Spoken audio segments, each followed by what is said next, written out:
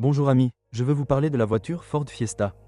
Lorsque l'on regarde toutes les générations de la Ford Fiesta, c'est la MKVI, 5e génération, qui se démarque des autres. La seule chose est qu'il se distingue par son style discret, et non par quelque chose qui pourrait attirer l'attention. La Fiesta MKVI a fait entrer le modèle dans le nouveau millénaire et à l'époque, il y avait une mode pour de telles formes. La voiture s'intégrait également dans toute la gamme Ford, de la Focus à la Mondeo, et sur la base de la Fiesta, une étrange création a été créée appelée Fusion, qui était comparée au micro-van d'une part, et aux crossovers d'autre part. La véritable voiture de ce type est cependant la Fiesta Cross, rarement vue. Alors que la Fusion était proposée en version 5 portes, la Fiesta MKVI avait également une carrosserie 3 portes et une version berline, ce qui était inhabituel dans notre pays. Relativement attrayant, adapté comme berline rapide ou fourgonnette de livraison. La Fiesta et la Fusion peuvent toutes deux accueillir confortablement 4 personnes, mais de manière différente. Dans la Fiesta, on est assis bas et l'espace est bon. Le design du tableau de bord rappelle immédiatement celui de la Ford Focus 2. Il présente un style et une disposition similaires. Tout est disposé de manière logique et le cockpit est bien rangé. Bien sûr, les versions plus riches de l'équipement sont plus esthétiques. Le tableau de bord de la Fusion semble similaire, mais pas identique. Moteur. La gamme de moteurs à essence était très vaste et commençait avec le moteur bien connu marqué 1,25 de 75 chevaux. Mais celui-ci n'était pas le plus faible. Les moteurs de 1,3 litres, structurellement plus primitifs, développaient 60 ou 70 chevaux. Ces moteurs n'étaient pas proposés pour la Fusion. Sous le capot des deux modèles se trouvent des moteurs de 1,4 et 1,6 litres, développant respectivement 80 et 100 chevaux. Cette dernière frise déjà une berline puissante, mais cette fonction était en réalité assurée par la Fiesta Sainte avec un moteur 2 litres de 150 chevaux. Les diesels ne sont que deux unités de la famille TDCi, ou plus précisément du HDI du groupe PSA. Le plus petit 1,4 litres a une puissance de 68 chevaux, tandis que le plus grand 1,6 litres a une puissance de 90 chevaux. Oui, c'est le petit moteur que j'ai vanté sans volant bimasse et turbocompresseur à géométrie variable. Quel moteur choisir ? Presque tous les moteurs peuvent être recommandés sauf le 1,3 litres de 60 chevaux. Pourquoi pas celui-ci ? Parce qu'il est faible, et si vous avez le choix entre une version plus puissante, il vaut mieux choisir celle de 70 chevaux. Le principal avantage de ce moteur est sa conception extrêmement simple. Le système de distribution se compose d'un arbre et de 8 soupapes et est entraîné par une chaîne. Il s'agit d'un moteur sur lequel une installation à gaz peut être installée avec succès sans crainte de panne grave. Et c'est là que s'arrêtent les avantages de cette unité. Les inconvénients comprennent un grand appétit pour le carburant et une faible culture du travail. Le célèbre Duratec 1,25 offre un peu plus. Il s'agit d'un moteur qui non seulement offre une meilleure dynamique, assez décente dans la Fiesta, mais qui a également un appétit moindre pour le carburant. Il peut consommer en moyenne 6,5 à 7 litres au 100 km. Le plus grand avantage de ce moteur est son incroyable durabilité et sa grande culture d'exploitation. La seule chose qui peut casser est un équipement bon marché, c'est-à-dire de petites choses comme le moteur pas à pas, la pompe à eau ou l'un des capteurs. Malheureusement, ce n'est pas un moteur qui aime le GPL. Bien sûr, vous pouvez installer une installation, mais elle doit être de bonne qualité et vous devez en prendre bien soin. Tout cela s'applique également aux moteurs à essence plus gros de 1,4 et 1,6. Ces unités sont utilisées non seulement dans le Fusion, mais aussi dans le Focus.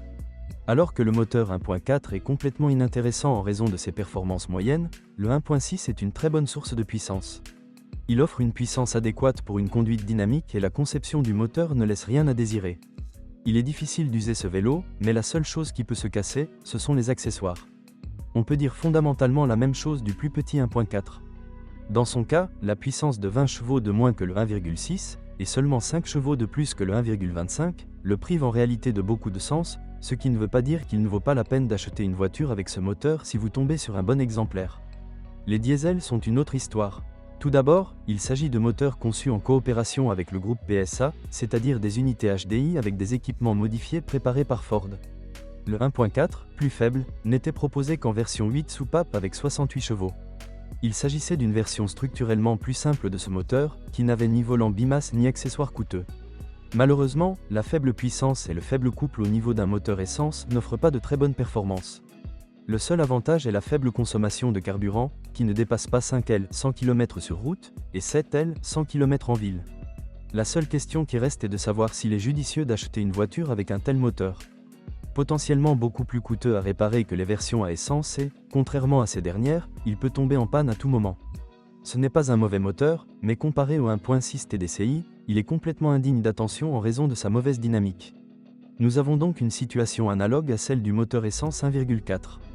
Cependant, si vous souhaitez acheter une Fiesta avec un moteur diesel avant 2004, vous n'avez pas d'autre choix. Un moteur bien meilleur est le diesel plus gros de 90 chevaux, qui génère un puissant couple de 205 Nm pour une si petite voiture. Il s'agit de la Fiesta la plus rapide en dehors de la version 5 et en même temps l'une des plus économiques. En termes de consommation de carburant, vous pouvez compter ici sur des résultats véritablement records. Alors qu'en ville, un moteur plus gros consommera toujours plus de carburant que le 1.4 TDCi, sur l'autoroute, la Fiesta 1.6 TDCi est idéale. Une voiture rapide et très économique qui consomme moins de 5 litres 100 km. De plus, malgré de nombreuses pannes mineures, ce moteur est durable et peu coûteux à réparer. Internet regorge de descriptions de défauts survenant sur le 1.6 TDCi HDI, mais la raison est simple, il a été utilisé dans des dizaines de modèles différents de différents fabricants. La plupart des problèmes concernent la version 109 chevaux. En réalité, la variante de 90 chevaux ne nécessite qu'un entretien régulier et des réparations mineures de temps en temps. Comme je l'ai écrit au début de ce chapitre, chaque moteur Fiesta est bon, a ses avantages et ses inconvénients. Les meilleurs sont à mon avis, 1.25, 1.6 et 1.6 TDCi. La première comme source d'énergie de base, la moins chère pour une utilisation urbaine typique. Un 1.6 plus grand pour les personnes soucieuses de la dynamique. Je recommande le diesel aux personnes qui prévoient de conduire beaucoup et qui se soucient de la consommation de carburant et de la dynamique. Une alternative est un moteur diesel plus petit dans les modèles plus anciens ou un moteur à essence 1,3 pour l'installation d'un système à gaz. La version 1.4 est moyenne à tout point de vue, elle mérite d'être prise en considération si vous pouvez trouver une copie plus agréable. Qu'est-ce qui est cassé? La voiture s'use lentement, elle ne rouille pas et l'intérieur ne s'use pas trop vite. Ce problème affecte uniquement les versions de base avec des matériaux légèrement différents utilisés sur le tableau de bord. À moins que la carrosserie ne soit corrodée, il vaut la peine d'inspecter soigneusement le dessous de la voiture lors de l'achat. Ils peuvent corroder les points de montage des composants individuels, et la rouille sur le silencieux ne devrait pas être une surprise. La Fusion s'en sort moins bien à cet égard.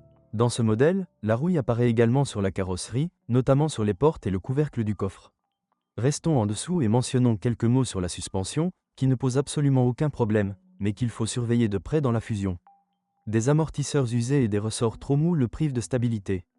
Il n'est pas recommandé de prendre des virages rapides avec une mauvaise suspension. Heureusement, les pièces détachées ne sont pas excessivement chères. Cependant, cela vaut la peine d'investir dans un tel ensemble si vous avez l'intention de rouler plus vite. Heureusement, le bras transversal avant est entièrement amovible et peut être reconstruit. Il est difficile de trouver quoi que ce soit à redire sur la Fiesta. Il est également difficile de trouver des défauts répétables en dehors des accessoires du moteur. La Fiesta MKVI a permis à Ford de progresser dans le classement de la fiabilité et est toujours considérée comme une voiture exceptionnellement sans problème à ce jour. Les coûts d'exploitation de la fiable Fiesta MKVI peuvent sans risque être considérés comme très faibles. Non seulement en raison du faible taux d'échec, mais aussi en raison des substituts bon marché et facilement disponibles. N'importe quel mécanicien peut s'occuper de cette voiture, et dans de nombreux domaines, vous pouvez effectuer vous-même certains travaux d'entretien. La voiture se distingue par sa simplicité de conception. La seule chose qui coûte plus cher que la moyenne sont les tambours de frein arrière, mais ils doivent être remplacés très rarement.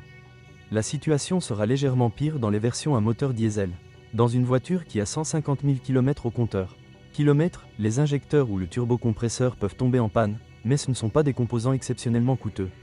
Les coûts d'entretien sont réduits par un simple turbocompresseur et l'absence de volant bimasse. La Ford Fiesta est une sacrée voiture pour un prix raisonnable, même si lorsque vous recherchez une telle voiture, vous constaterez que les prix sont relativement élevés. Ce n'est pas étonnant, car les gens sont réticents à vendre une voiture bon marché et fiable. Merci de m'écouter, n'oubliez pas de vous abonner à la chaîne et de noter ma vidéo. Si vous connaissez des problèmes avec cette voiture que je n'ai pas mentionnée, assurez-vous de les publier dans les commentaires.